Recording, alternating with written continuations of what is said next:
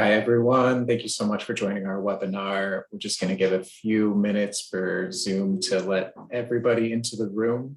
So just bear with us while it starts to add folks.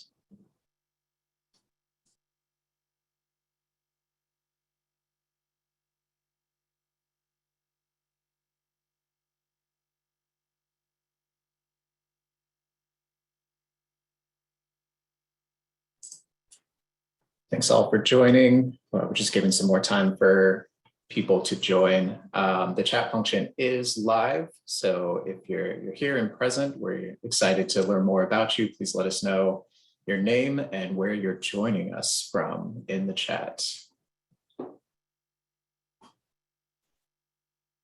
Awesome. Hi, Christina from NYC.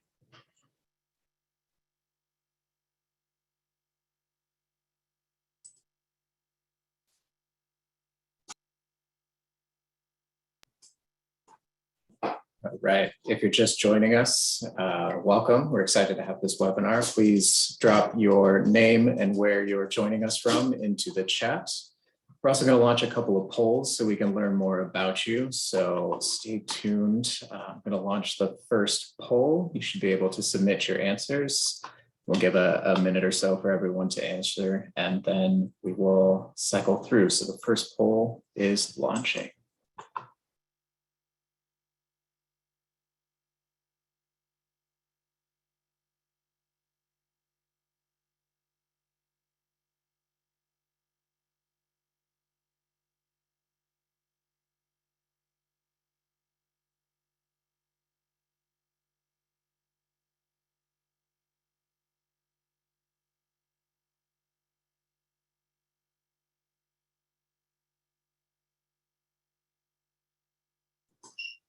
Okay, get your answers in on the cats or dogs poll. Looks like most people have submitted. All right, we're going to close out for now and share the results. So it looks like dogs nearly beat out those who couldn't choose between, and cats are close up there. So definitely have a lot of animal lovers in here as expected. For those of us just joining, please write your name and where you're from in the chat so we can get to know you. We're also launching a couple of polls so that we can get to know everybody a little bit better. So the next poll is about to launch, and this one is another choose between coffee or tea.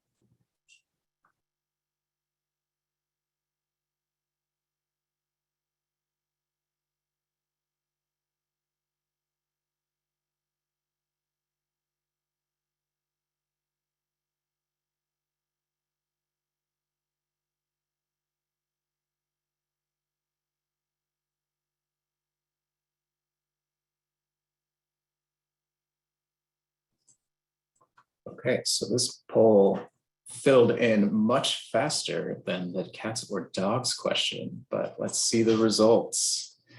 Looks like coffee is a strong leader with about 2/3 of the results. A lot of highly caffeinated people out there. All right, last poll that we'll launch, and then we'll launch into the webinar itself. Again, for those who are just joining, we're just getting to know everyone a little bit better. Put your name and where you're joining us from in the chat, and please participate in our polls. Next one is going to launch now.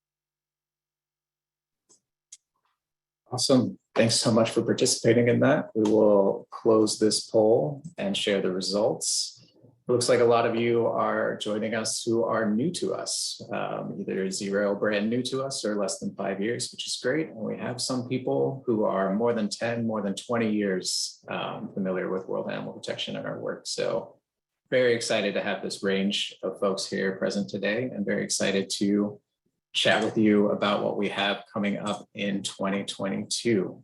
So again, for those just joining us, if you want to drop your name and where you're joining us from in the chat, great to get to know you a little bit better.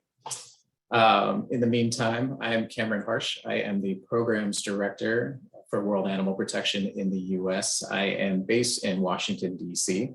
I've been at World Animal Protection for a little more than 3 years now, and my pronouns are they, them. And today we will hear from our new Executive Director, Lindsay Oliver, who you get to meet in just a few moments. You'll hear a little bit more, particularly for those who are newer to us, about who we are.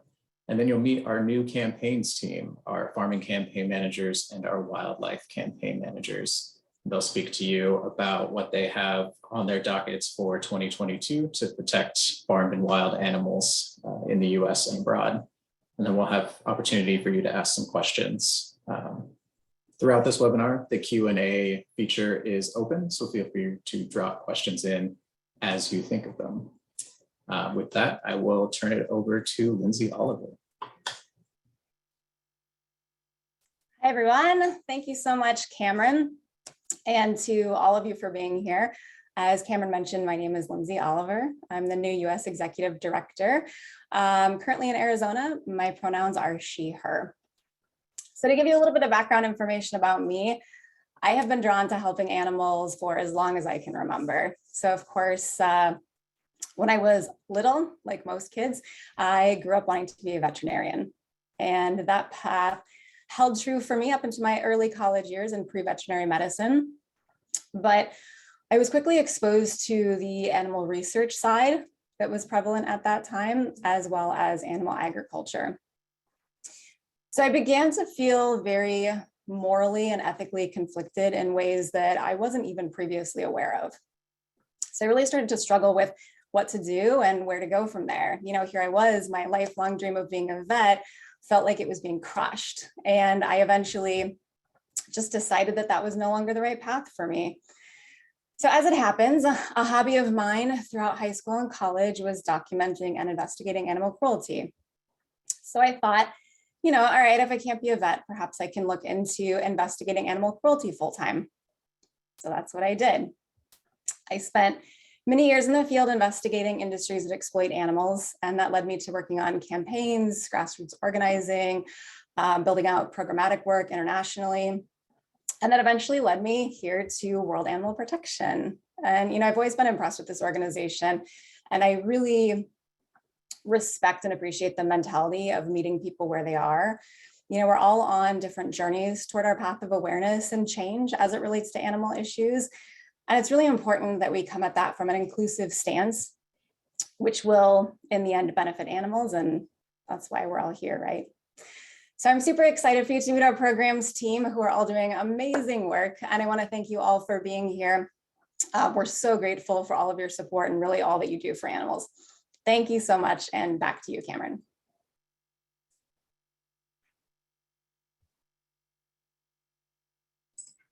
Thanks so much, Lindsay. So for those of you who are less or unfamiliar with World Animal Protection, as we saw in the poll, many people coming to us with just a few years familiar with us.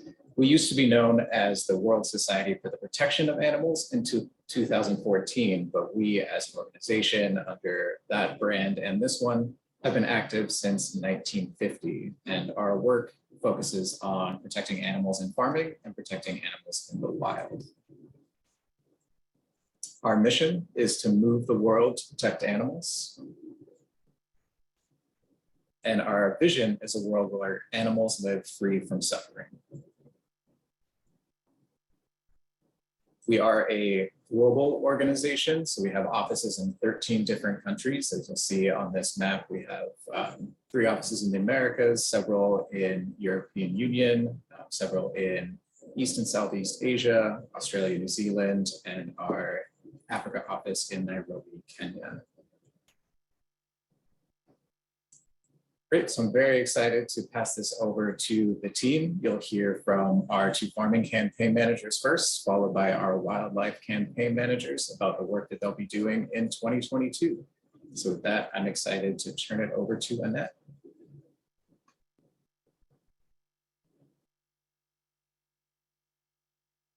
All right.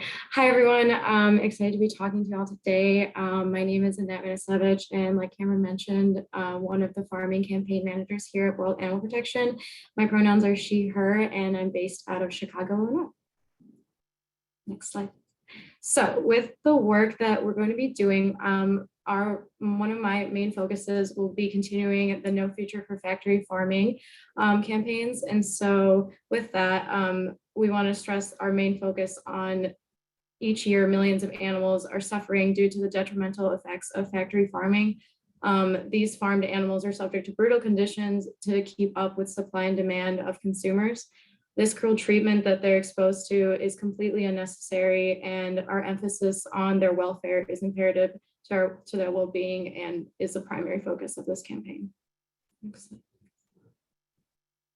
With this, we want to continue our factory farming opposition, which is our goal of increasing public opposition and awareness to factory farming through different campaigns. One of the focuses and one of the reports we have coming out is our collateral damage report, which is focusing on the use of pesticides within factory farming and how it props up that industry to meet demands for corn and soy. So that's launching in February, so be on the lookout for that coming out.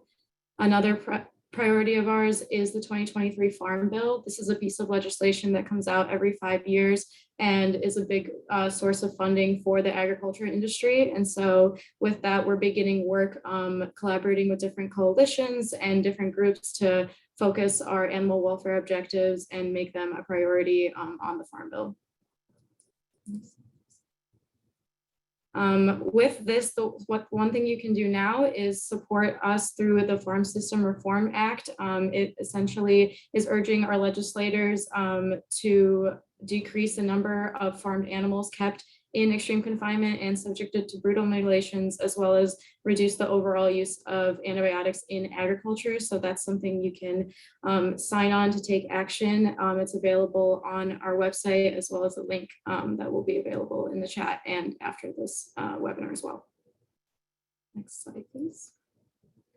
Another main focus of our No Future Factory Farming objectives is corporate engagement. So continuing the work to launch campaigns against different organizations that and identifying key players in this industry. We're targeting these companies to commit to reform animal feed supply chain and setting meat reduction targets. So really working with them to change the policies that they're focusing on to promote animal welfare.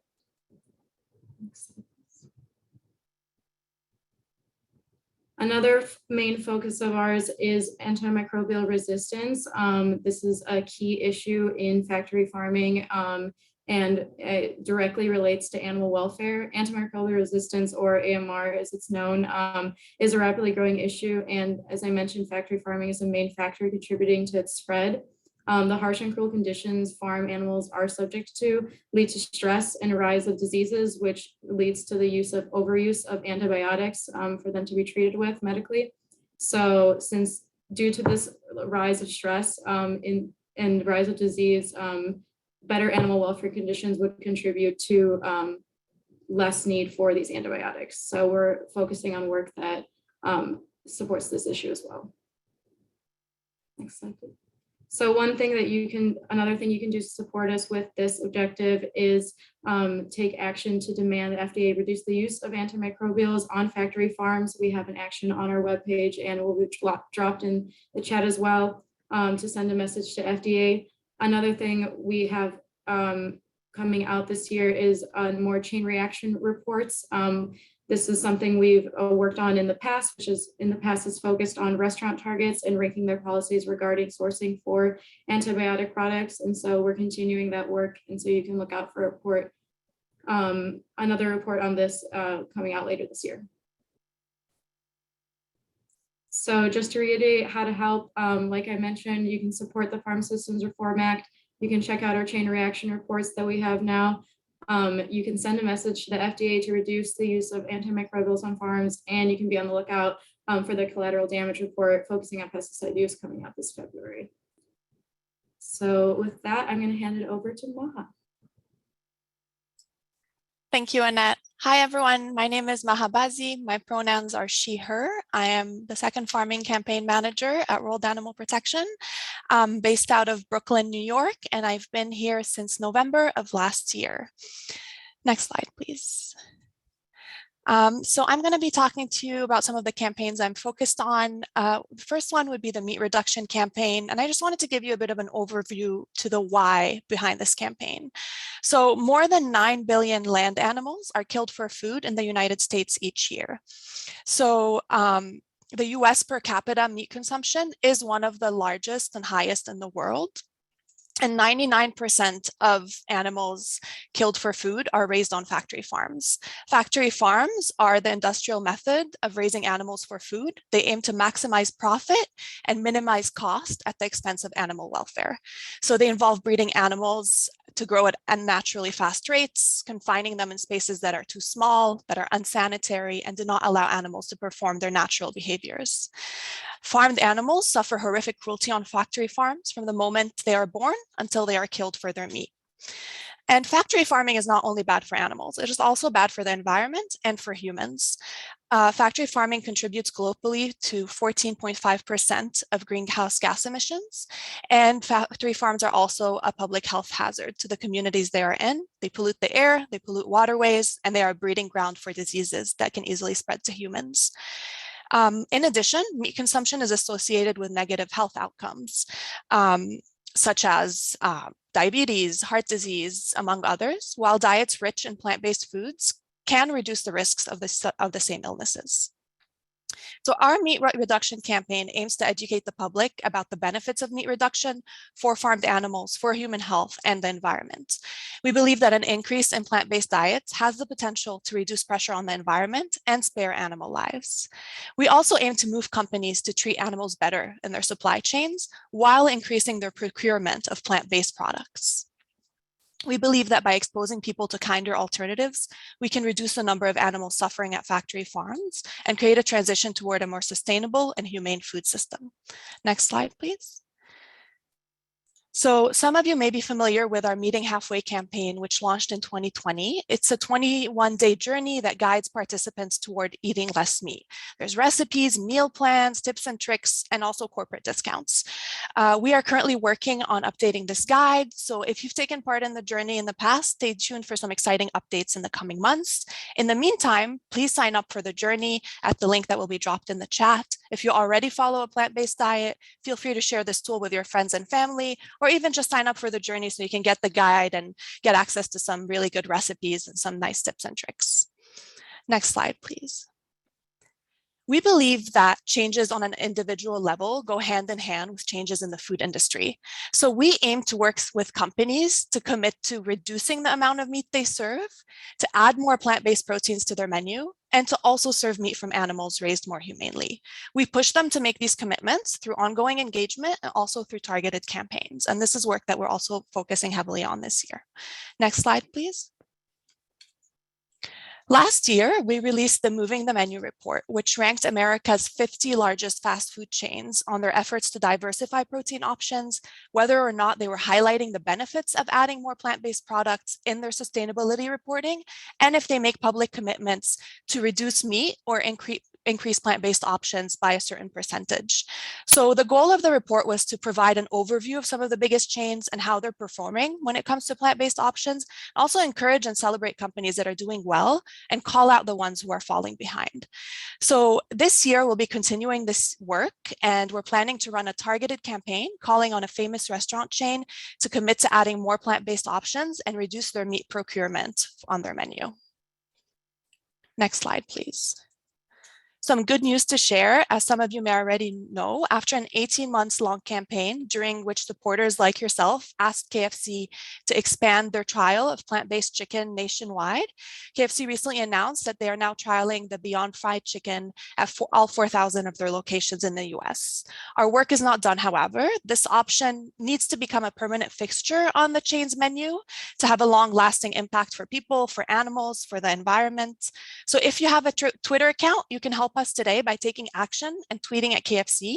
Ask the company to make this plant-based fried chicken a permanent menu item, and we'll be dropping the link in the chat. If you don't have a Twitter account, on the same page at the bottom, you'll be able to click another link where you can submit a comment form to KFC directly through their Contact Us page. You can thank them for rolling out this plant-based option nationwide and ask them to make it a permanent addition to their menu in order to have a long-lasting change.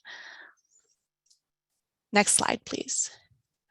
In terms of other sides of the campaigns we are doing, we're pushing companies to adopt policies such as eliminating the use of gestation crates for pigs in their supply chains.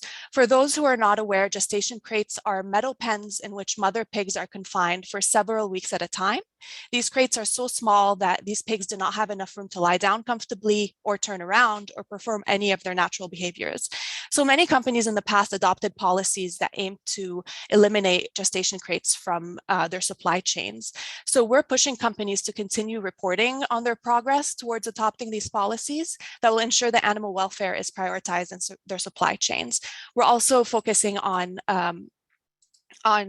reporting on progress of companies who've committed to improving the welfare of chickens in their supply chains as well. We want to make sure that companies are not only adopting policies and making promises, but also reporting on progress towards implementation and being transparent about their progress. In addition, our work involves working with coalitions to support legislation at the state and federal level that improve the lives of farm animals and also support changes that make plant-based nutrition more accessible. So one more way you can take action today is to help us hold companies accountable to past promises they've made on animal welfare. You can follow the link in the chat to learn more about our recent quiz stalling report and take action by contacting some of the companies who are falling behind. Thank you so much for being here. I'm going to pass it on to Liz on the wildlife team. Oh, sorry, just to summarize how you can help. You can first of all take or share the pledge to eat less meat. You can ask KFC to make the plant-based fried chicken a permanent menu item, and you can help us hold companies accountable to their past promises on pig welfare. Thanks again, and passing it on to Liz. Hi everyone, my name is Liz Cabrera-Holtz, pronouns she, her. I'm one of the wildlife campaign managers at World Animal Protection, and I live outside of Washington, D.C., and I've been here since May of last year. Next slide. So my main focus is on wild animals who are being exploited by the pet industry. So every year, millions of wild animals are bred in captivity or captured from their natural habitats to be sold as pets. And a lot of times people focus on whether this trade is legal or illegal, whether the sale or possession of a particular species is legal. But to the animal, it doesn't matter because it's always cruel. In captivity, wild animals can't fully engage in their natural behaviors. It's simply not possible, especially in a human home, to replicate the space and freedom they would experience and enjoy in the wild. Next slide. So many wild animals are exploited by the wildlife trade, from lions to monkeys to tigers to lizards. And my work does cover a huge range of issues within this larger issue. But right now, one of the biggest campaigns we're working on is the retail pet industry. So wild animals are still routinely sold as pets at retail stores across the United States, including PetSmart. PetSmart sells animals like red-eared sliders, a kind of aquatic turtle, ball pythons, parakeets, multiple lizard species. And they also sell small domesticated mammals like hamsters and guinea pigs. And virtually all these animals sold in pet stores are coming from mills, cruel mills that are similar to puppy mills where welfare is low and mortality is often high. It's just seen as the cost of doing business. Any sales, but especially retail sales, also push more animals into shelters. And that's because, as opposed to online sales, which are also very problematic, impulse purchases at retail stores are so common. And this is a problem for cats and dogs too, but shelters really struggle with these wild animal species because they have such complex care requirements, and some of them have really long lifespans. So it's really difficult to find appropriate homes for them. Finally, wild animal sales harm biodiversity and ecosystem. Many people, unfortunately, when they become overwhelmed at the care a wild animal needs, will abandon them outside. Now, most of these animals are going to die quickly due to starvation, predation, because they can't survive the weather, but other species are actually going to thrive, and they will change the local ecosystem, harming animals who live there naturally. The red-eared slider, the turtle I mentioned earlier, is kind of the poster child for this. They've had such a negative impact, even though they're native to the US, they've had such a negative impact on turtle populations, both in the US and in other countries where they're also sold as pets, that multiple states have actually banned them, either their sale or possession. Of course, PetSmart continues to sell these animals in states without bans. Next slide, please. So as I said, we were running a campaign right now regarding PetSmart, and we would love to have your voice. If you can go to our website, a link will be put in the chat, and you can send PetSmart a message and tell them to stop treating animals like commodities, to take the first step to exiting the wildlife trade and phase out the sale of reptiles and amphibians. Next slide.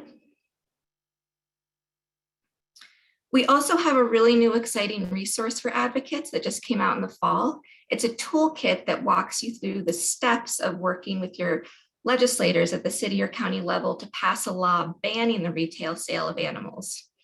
Now, a lot of you might be familiar with these retail sale bans as they apply to cats and dogs.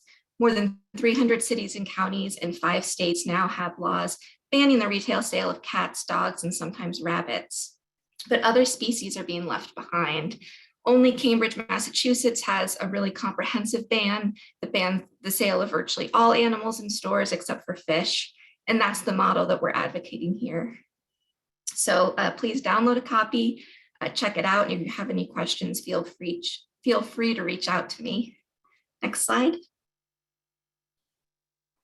I also just wanted to take a minute to highlight some of the other opportunities we have. We are working on federal legislation and state legislation related to captive wildlife.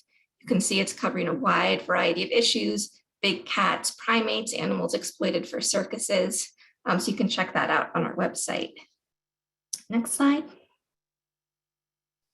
And here quickly is just a summary of some of the ways that people can get engaged right now.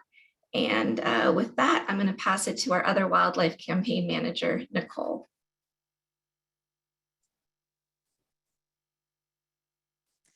Thanks, Liz. Hi, everyone. It's good to see you all on the call. My name's Nicole Barantes. My pronouns are she, her.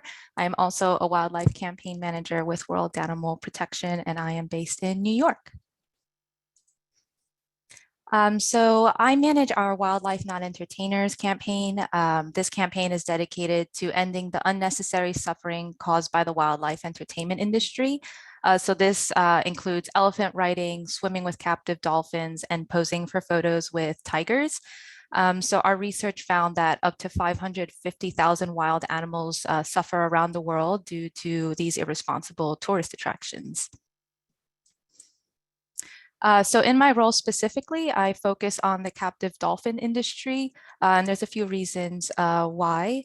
So our research found that over 3,000 dolphins live in captivity worldwide. Watching a dolphin show is the 3rd most common activity involving wild animals. The first is going to a zoo or aquarium, and the second is seeing a wild animal in their natural habitat. Our research has also found that just the conditions that dolphins live in captivity are very poor. Some facts: on average, captive dolphins live 200,000 times smaller, live in tanks 200,000 times smaller than their natural home range. They work up to 12-hour days performing tricks and shows. They experience food deprivation as part of their training. So just all around not a great situation for these intelligent animals. Here is an estimate of how much space a dolphin needs to thrive in the wild. And on the lower right in the white box is how much they get in captivity. So in the wild, dolphins swim 40 to 50 miles a day, and in captivity, they just don't have the opportunity to do so.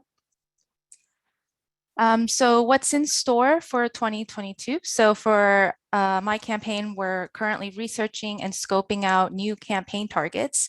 It's going to be a mix of captive dolphin venues and travel companies that sell tickets to captive wildlife entertainment venues. So a bit of background, we had our Expedia campaign finish in November. After 2 years, Expedia Group announced that they would stop selling tickets to captive dolphin shows. So it was a great win, and I want to take this chance just to thank everyone on the call that supported the campaign, whether it was taking action or giving a donation. So as a result, these last 2 months, we have been researching and looking out for the next targets. So some exciting things to be happening, and our first target announcement we will have by March. Alongside new campaigns, we are developing a robust and effective volunteer program that will support our campaign activities. We are looking to just get supporters more involved with our campaign, to launch people-powered action so that we're all working together more to make change for animals. Another aspect of my work this year is that we will continue our whale heritage sites program. So last year, in partnership with World Cetacean Alliance, we launched the first whale heritage site in the US in Dana Point, California. So these are destinations that offer and celebrate responsible whale and dolphin watching. So this year we will be continuing promoting the site, going to travel conferences where we can build relationships with travel industry stakeholders and just spread the message of how to responsibly view these animals. So as mentioned, we had the Expedia campaign win in November, and we were actually in Seattle launching an event to build pressure on the company. But fun fact, just 3 hours before the event was going to launch, Expedia did call us and made the announcement about their new animal welfare policy.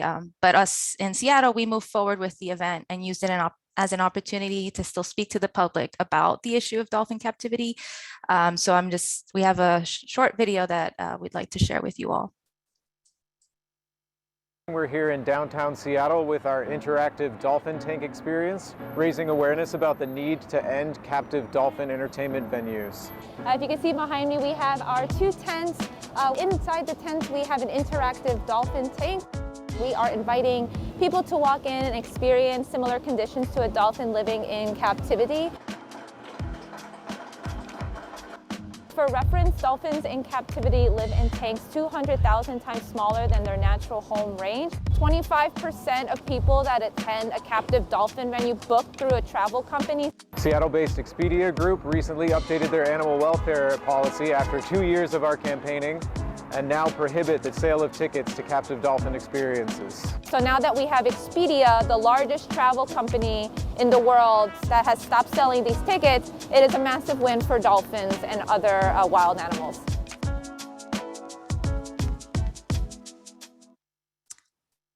Great. So how to help? So as mentioned, we are working on the new campaign targets, so stay tuned for actions related to those campaigns. We do have a Join the Pod Welcome series. So it's a series of 10 emails where you can learn about dolphins, captive dolphins, some quizzes and some promotions. So I highly encourage everyone to sign up and learn more about dolphins. So thank you all, and I'll pass it back to Cameron. Excellent. Thanks, everyone. Great presentations, a lot of great activities on the docket for the year, and a lot of supportive comments coming through in the chat. So really appreciate everyone listening in and being involved. Again, the Q&A function is available to ask some of your questions. There's been some dropped in the chat as well. So the campaign managers, you can all turn your videos on, and we can have a few minutes of Q&A. So the first question I think is best directed to Maha. It is a question about how do you check that factory farming companies are actually improving their treatment of animals and making the compassionate changes that they're promising? Yeah, thank you. That's a great question. So often when companies commit to these policies, we're asking them to report on their progress, but they also have to show that they are compliant through third-party auditing or certification. So they need to work with their suppliers to make sure they're meeting the standards that they've publicly committed to.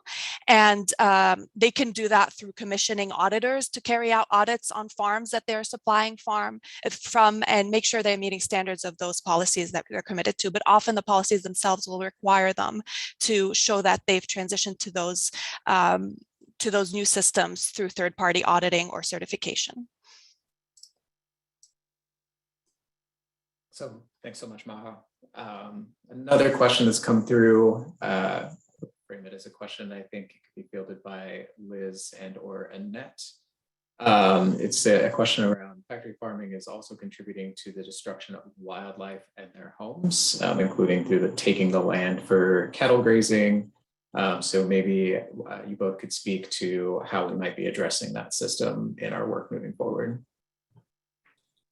Sure, I can talk a little bit about it. So yeah, with a lot of factory farming, native habitats are being destroyed.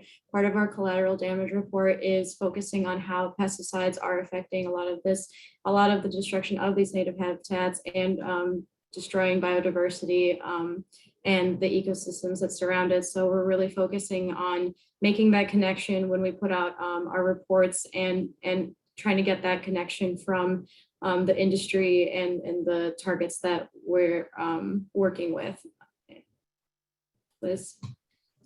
Yeah, just to speak more broadly on the topic, it's something that people don't realize. For people who love wild animals and perhaps people who care about factory farming, though I know for many of us and probably many people on this presentation, we care about all animals.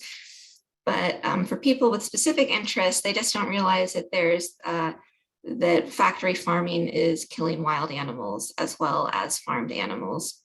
It's an incredibly destructive industry that also hurts human workers and the people who live on the lands outside of the US and in the US. And so in 2022 and in the coming years, we're going to be really focusing on making that message clearer to people to widen the number of people who are fighting to make change.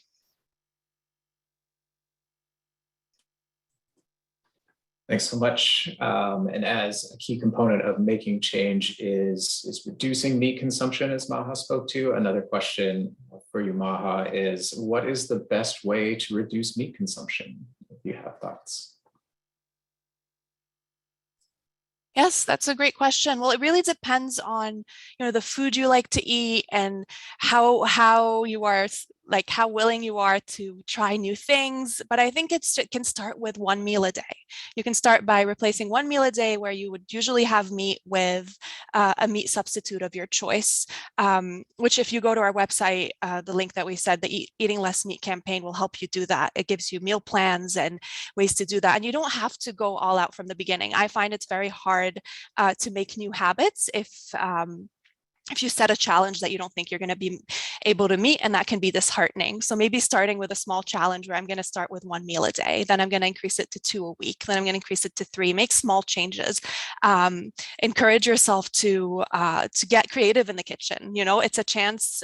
Reducing your meat consumption is a chance to be more creative.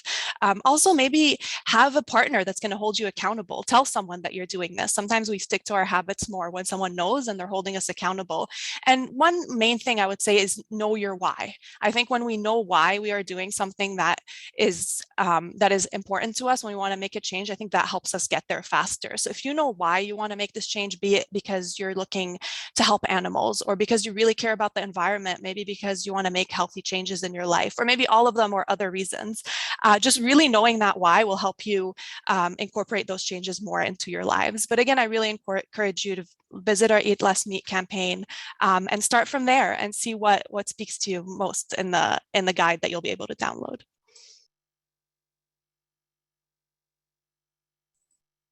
Great, thanks again, Maha. A question that looks like it could best be for Liz. Any thoughts on how we can work to put an end to the black market wildlife trade, so the illegal trade of wildlife that you mentioned? That's a really interesting question.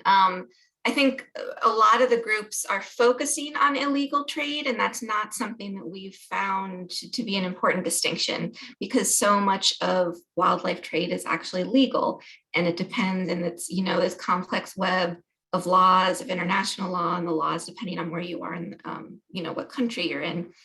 So instead, I think it's best to focus on animal suffering. And so we're working towards a world where there's an end to the wildlife trade. And that's why I have a particular interest in wild animals being used as pets, because that's such a huge sector of that, of the wildlife trade, particularly in the United States.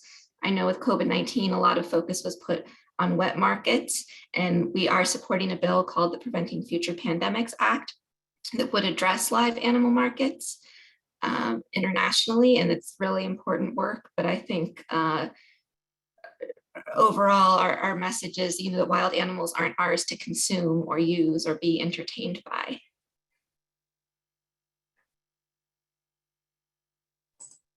Great, thanks, Liz. Our next question, I think, can be for both Annette and Maha, but we can certainly open it up to Liz and Nicole too. But it's really about, how does one get more involved and gain more experience in farm animal campaigns if they're interested in this work?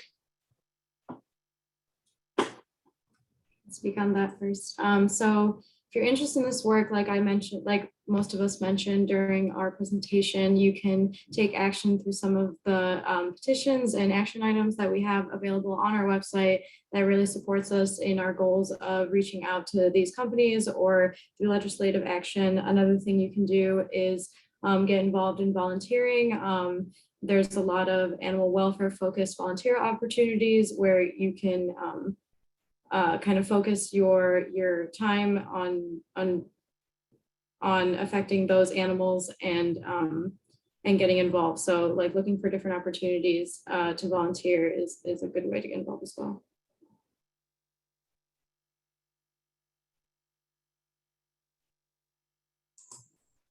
Maha, any thoughts to add on that?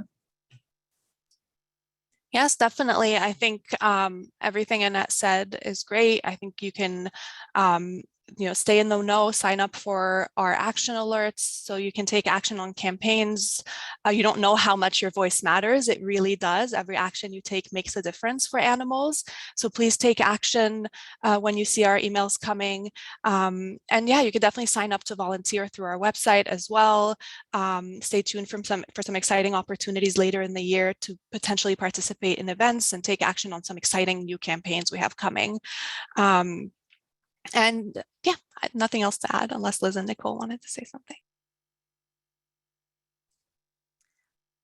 No, that sounds great. The only thing I'll add is, as mentioned, this year we are looking to develop a strong volunteer program, because we know there's many people out there that want to get involved, that want to help animals, but struggle a bit with finding how to do that. So just stay tuned with our email list, because we should have some exciting opportunities for you soon.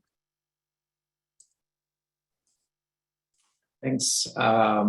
This looks like a good question to end on, and I think maybe we'll run through each of the campaign managers with this. But what are some thoughts on how we influence, convince, educate the public on the suffering of animals within your campaigns, and maybe speak to ways in your campaigns that you're looking to do this and ways to make it effective?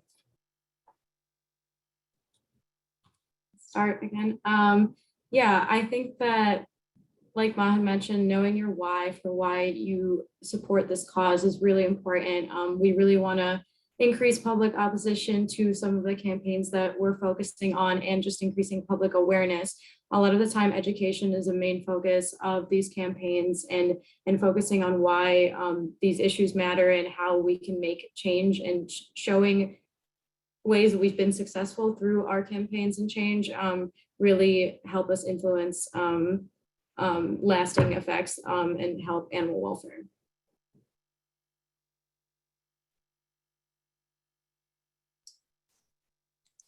Yeah, I'll just add that, meeting people where they are is really important. So if there are certain issues that matter to people, factory farming and issues that affect wildlife are very much tied together. And I think a lot of people love animals. Like, people are inherently good and they love animals. And I think really just showcasing the truth behind what happens with factory farms and how it impacts wild animals as well, and just meeting people where they are, showing them organizations such as ours and other who do great work to help animals is a great way. Sharing your passion with them.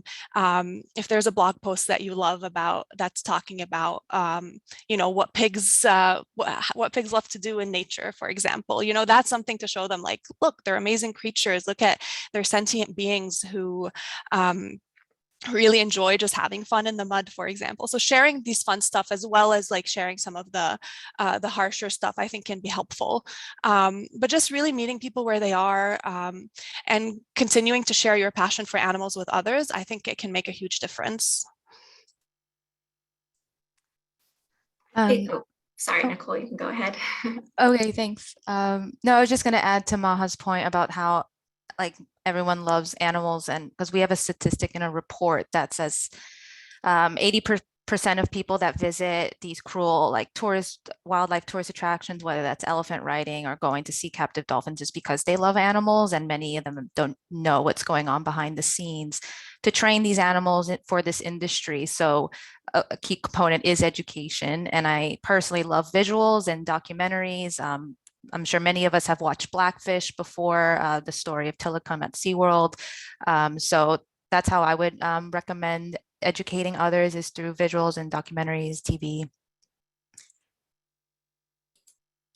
I would just add that I think it's really important to, in addition to educating people about why you're passionate about something, about the suffering these animals experience in whatever industry you're talking about, but to also make clear that your actions do make a difference. I think we live in a political climate where people feel perhaps that their votes don't matter, or they feel with the climate crisis, there's this attitude that individual behaviors don't matter, but it really does, both on the level that if we reduce consumption or something, it will affect the industry. And then also, we just to encourage people, to show people that there's value in trying to live a life that aligns with your values. And then concretely, you can point to some of the wins, when people say, what I do as an individual doesn't matter, you can point at things like the fur industry. Nobody, I think, would have imagined 20 years ago that California would have banned the sale of fur in stores, but people kept voting with their dollars. People kept making it a big issue, and that industry is I think we're going to see an end to that industry in our lifetime. So I'll just encourage people to tell others that what we do does matter.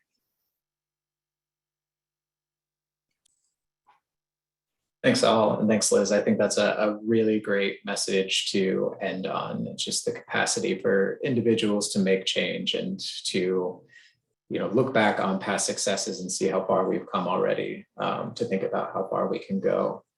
So with that, I want to thank everybody for joining us on this webinar. It's been really great to meet you all via the chat and the poll, and hear your supportive thoughts and comments about the activities that we are working on in 2022. So as follow-up, and you will receive an email after this webinar with all of the actions that the campaigners have mentioned and links to take those actions and learn more about these campaigns.